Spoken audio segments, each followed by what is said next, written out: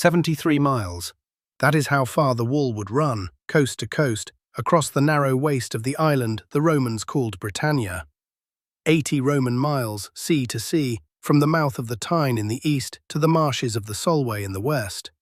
And on a grey morning in the late summer of the year 122, you are standing on the line where it has not yet been built. There is no wall here, not yet.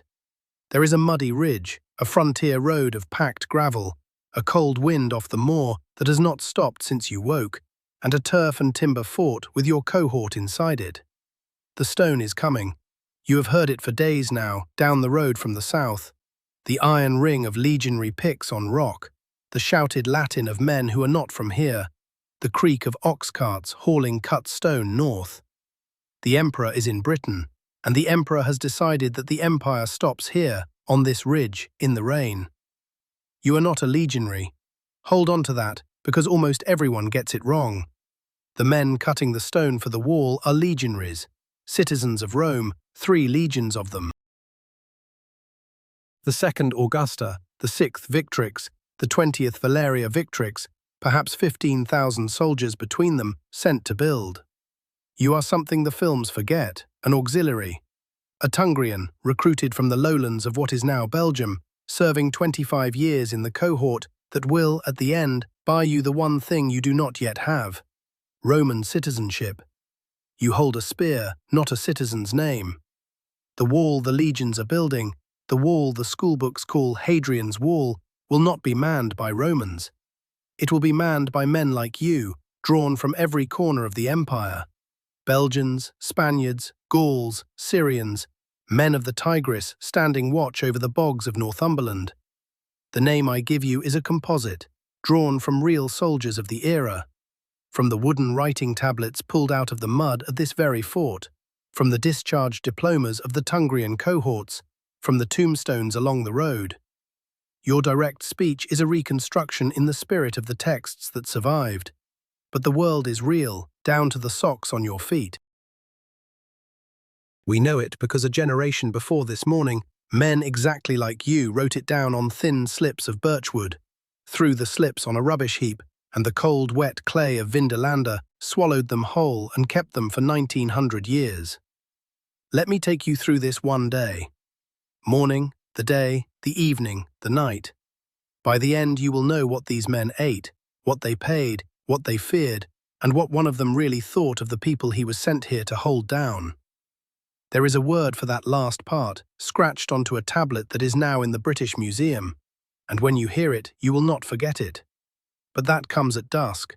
First, the morning. It is cold. It is the middle of what the calendar calls summer, and it is cold. This is the single fact every soldier sent north from the Mediterranean writes home about first, and you have stopped writing it because there is no one left at home who has not heard it. The latrines, the gate watch, the smell of wood smoke and wet wool, and the tang of the leather everyone here is wrapped in. This is the fort at Vindolanda, set on the old frontier road the Romans call the Staingate, a Roman mile south of the ridge where the legions are laying out their wall. You sleep 8 men to a room in a timber barrack block, on a wooden floor laid over clay that never fully dries. When you stand, your breath shows. You pull on your socks first. This is not a small thing, and it is not a guess. There is a letter, a real one, catalogued among the Vindolanda tablets, written from somewhere warmer to a soldier at this fort, and it lists, plainly, the contents of a parcel sent from home. Socks, 2 pairs of sandals, and 2 pairs of underpants. Udones, solii, subligaria. For 2 centuries, scholars assumed the legions of Rome marched bare-legged into the snow because that is how the statues show them. The mud of Vindolanda corrected the statues. The men here wore socks because the men here were not idiots, and the frontier was freezing. You wrap your feet, you lace the leather over them, and somewhere under the floor of a fort not yet built lie the thousands of shoes archaeologists will one day pull from this same clay. A child's sandal, a cavalryman's riding boot, a woman's slipper. People lived here, not an army. People. You eat standing. Bread, hard, and a little sour wine cut with water that the men call posca, and the officers would not touch. There is bacon if you are lucky, and barley porridge if you are not. And you are not, because it is the end of the month and the pay has not come up the road. When it comes, it will be less than a legionary's. A legionary draws 300 denarii a year by now. An auxiliary draws less, and the sources disagree on exactly how much less. Perhaps a third, but every man in this room could tell you the number to the as, because out of it the army deducts your food, your boots, your bedding, and the burial fund for the day you do not come back. You serve 25 years for the citizenship at the end. The arithmetic of that bargain is the first thing you do every morning, before the cold has even left your hands. And then the horn sounds for the gate, and the day that the tablets only hint at, the day the schoolbooks never show, begins to open. Because the worst of this morning is not the cold, and it is not the pay. It is the news that came up the road in the night with the stone carts. The news is this. A work party up on the ridge, laying out the wall, lost 2 men in the dark. Not to battle, to the moor. They walked off the line in the fog and did not walk back, and at first light the word came down the Steingate asking whether anyone at Vindolanda had seen them. No one had. We have no tablet for these two. They stand here for the many the frontier took the same way, because this is the frontier the recruiting officer never mentioned in Belgium. Not a battlefield, but a slow, grey country that takes men quietly, in ones and twos, with cold and bog and the long dark, and writes none of it on any monument. That kind of death left no name. It is precisely the part of the past the sources do not keep. So that is your mourning. You are not laying stone. The legions do that, the citizens, the engineers. You are doing the work that keeps the men who lay the stone alive. The auxiliary cohorts on this frontier are the labour and the muscle and the eyes of the whole operation. You cut turf and you haul timber and you dig the ditch and you stand the watch. And on a day like this, you are sent out in a file of 8 to walk the line and find 2 legionaries who are probably already dead. Before the gate, the morning report. Every fort on this frontier kept one, and we are not guessing about that either, because one of them survived. There is a tablet from Vindolanda, the strength report of a cohort, that lists, on a single morning, exactly how many men were present and how many were not, and where the missing ones were.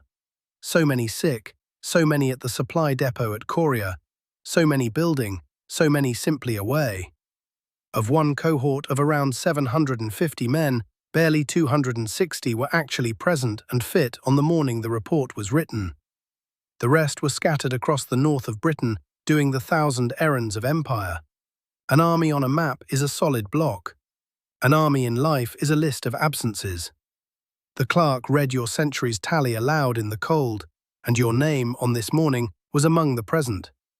You go out through the gate, and here is the thing the textbooks cannot give you, and the mud of Vindolanda can. The texture of it. The road is gravel laid on cobble, and it is wet.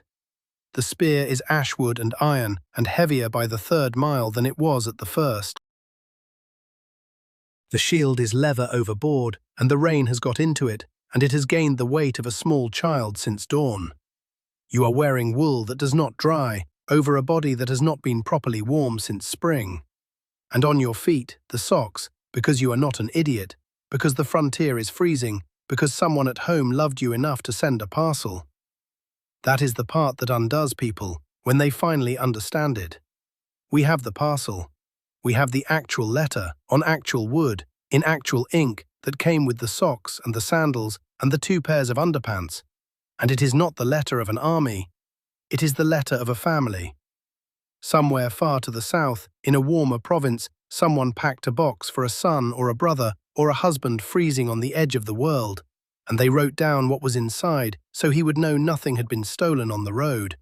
And that small, dull list of clothing outlived the empire that the box was sent into.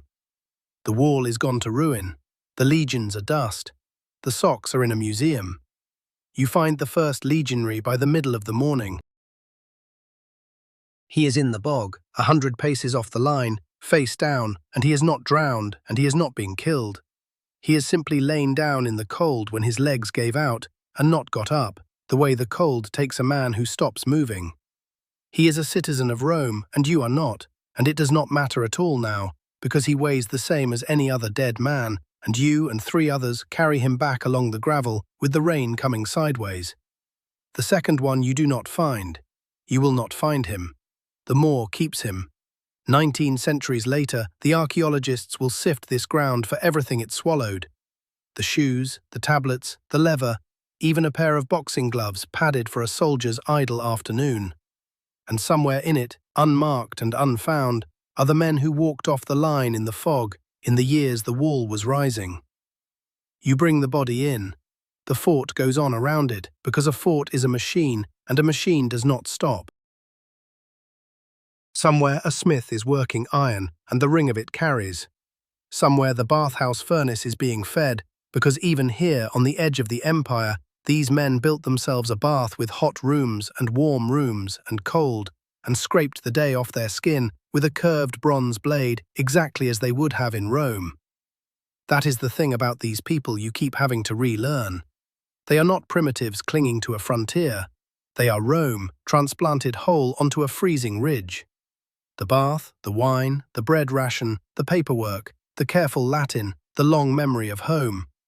They brought the whole apparatus of the warmest civilization on earth to the coldest profitable edge of it, and then they wore socks.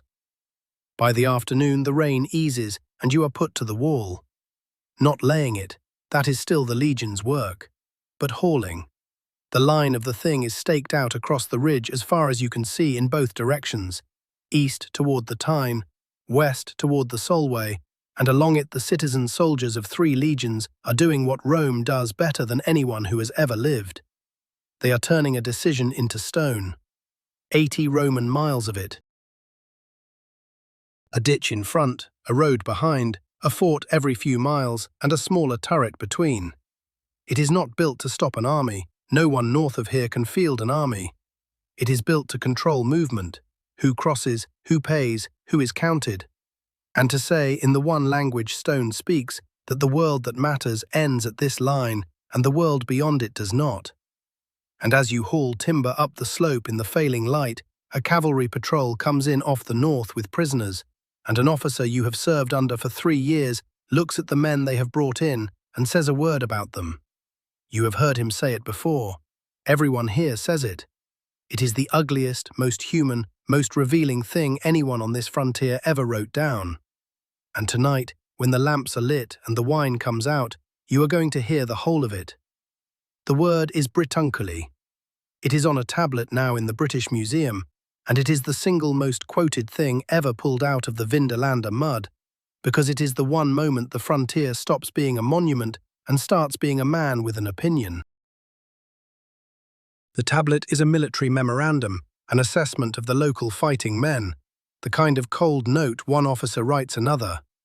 And in the middle of the dry soldier's prose, the writer reaches for a word for the natives, and what he reaches for is Britunculi, the little Britons, the wretched little Britons.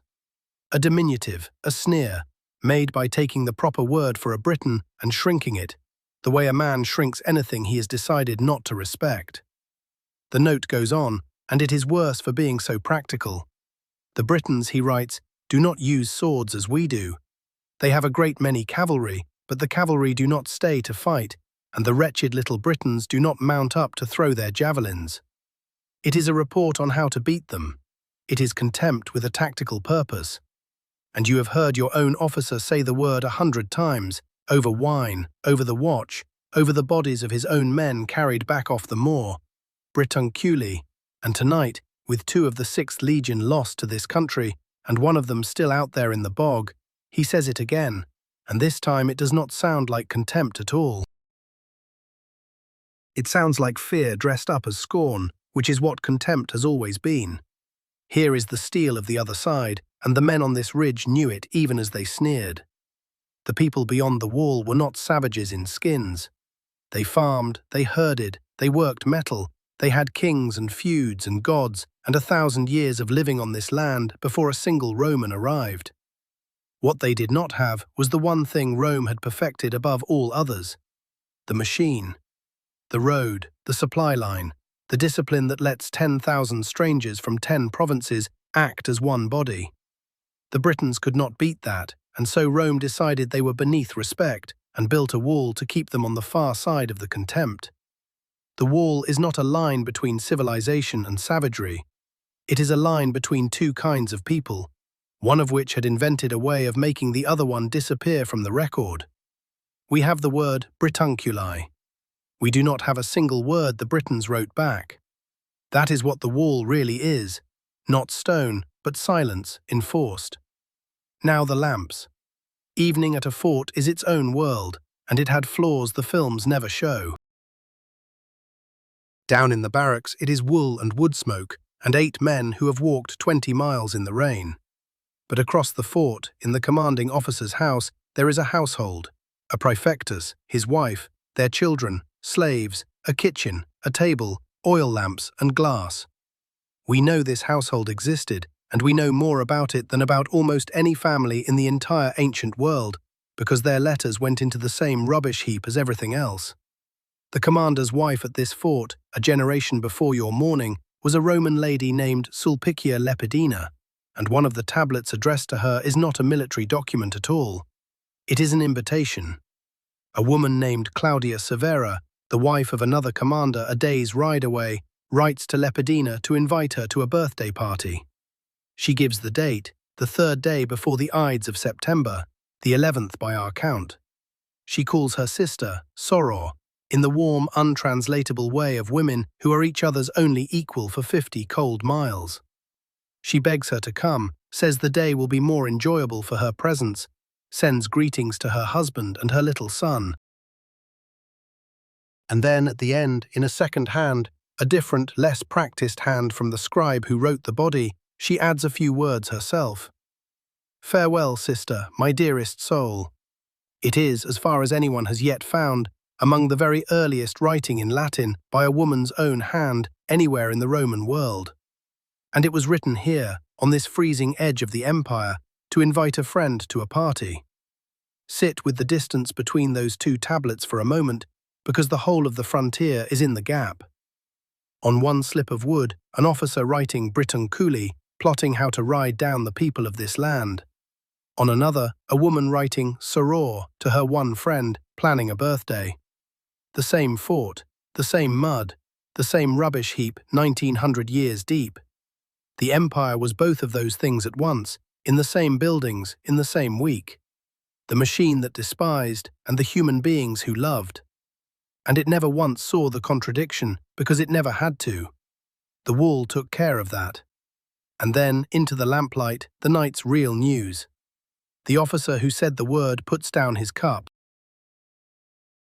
The body you carried in is one of theirs, a citizen, and citizens are counted. There will be a report sent south to the governor, Aulus Platorius Nepos, who came to this island this very year with the emperor and the 6th legion behind him. But the emperor will not care about one drowned legionary. The emperor cares about the line. 80 miles of it, and the season is turning, and the cold that took 2 men today will, in a month, take the building season with it. The wall must rise before the frost, and it will not, and every man on this ridge knows it will not, and the knowledge sits on the dinner like a stone.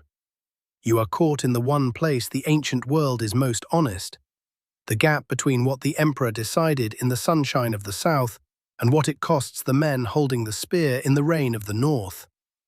The emperor said the empire stops here. He did not have to spend the winter proving it.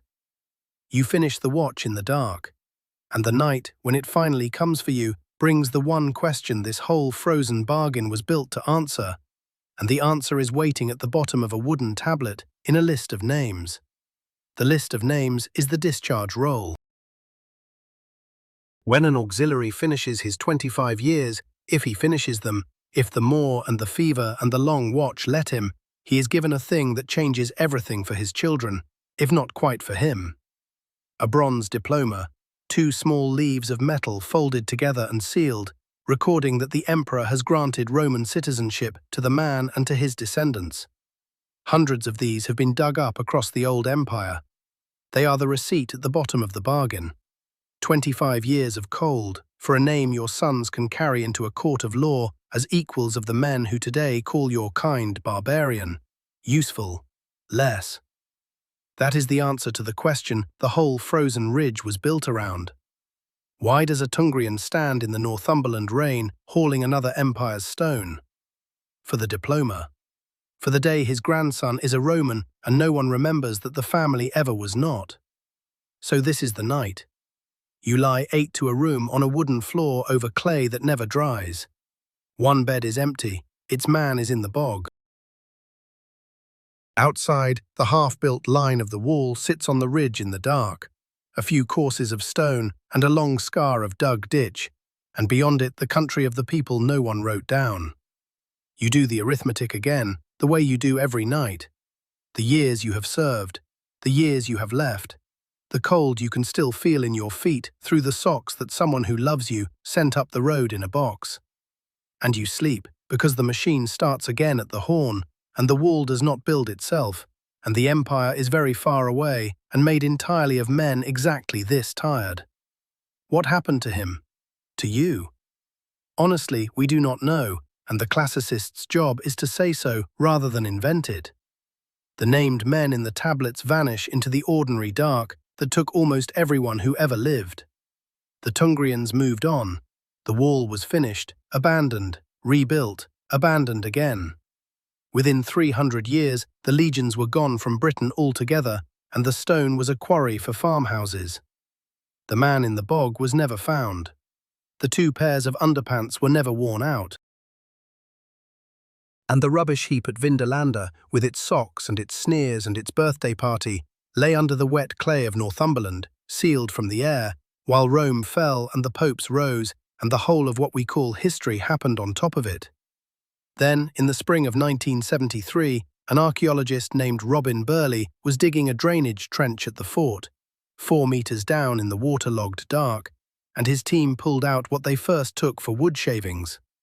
They were thin slips of birch and alder folded, and on them, when the mud was eased away, was handwriting. One of the oldest large bodies of handwritten Latin ever found in Britain, the daily voice of a frontier that until that morning had only spoken to us in stone and tombstones. The reason it survived is the same reason the man in the bog was never recovered. The ground here is airless and wet, and in airless, wet ground, the things that rot the world cannot live. The clay that swallows men also keeps their letters. Vindolanda has given up thousands of shoes, the boxing gloves, the leather, the textiles, and the words. And somewhere in it, still, the unfound.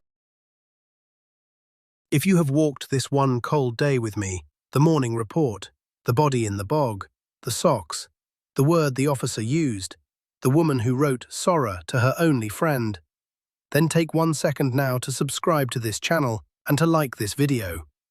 I rebuild these days one at a time, one person, one place, 1 year, from the sources up, and your subscribing is what tells me to keep walking into the mud and bringing the small voices back. The next one is already being dug. Now, the close. You can stand where this man stood. The wall is still there, long stretches of it, running over the ridges of Northumberland, exactly along the line the legions staked out in the rain, in the year 122. You can walk it. And far to the south, in a quiet room in the British Museum, behind glass, are the tablets. The strength report with its long list of absences. The parcel letter with its socks and its sandals and its 2 pairs of underpants. The memorandum with that word, and the birthday invitation with its few words in a woman's own hand at the very bottom. Farewell, sister, my dearest soul. 73 miles of wall, and the empire thought that was the monument. It was wrong. The monument is the box of socks. Rome built 80 Roman miles of stone to say that the world ended at this line, and what actually outlived the stone, what is read in glass cases and quoted 19 centuries later, is not the line at all. It is a frozen man's underpants and a soldier's contempt and a woman's word for the friend who was her whole warmth on the edge of the world. The wall kept the Britons silent, it could not keep the Romans silent, and so we have them whole, in their smallness, in their cruelty, in their love.